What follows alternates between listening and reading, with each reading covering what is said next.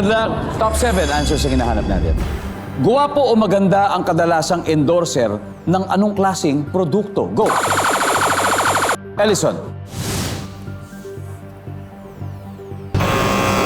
Apple. Ulitin ko. Guwapo o maganda ang kadalasang endorser ng anong klaseng produkto? Sabon. Sabon. Nandyan ba ang sabon? Top answer. Apple, pass or play? Play. Let's go play this round. Guwapo o maganda ang kadalasang endorser ng anong klaseng producer? Sapatos. Nandiyan ba ang sapatos? Walang sapatos. Angeli, ano kaya? Okay, so, guwapo o maganda ang kadalasang endorser ng anong klaseng product? Pagkain. Pagkain. Oh. Azzy, ano kaya? Guwapo. Makeup. Ha? Makeup.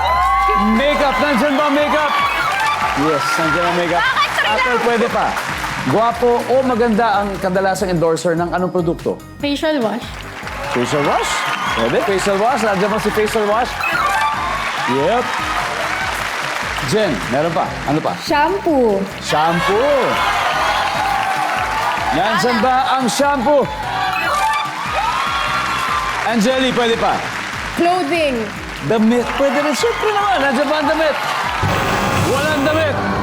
Guys, eto, chance na to humabol. Jordan, guwapo o maganda ang kandalasang endorser ng anong produkto? Sunscreen. Sunscreen o sunblock, Ellison? Panamit. Damit? Panamit. Argel? Conditioner. Conditioner? Okay, Johannes, guwapo o maganda ang kadalasang endorser ng anong produkto? Pabango. Pabango. Hindi nakinig. Ibig sabihin may sariling diskarte. Nandiyan kaya ang pabango.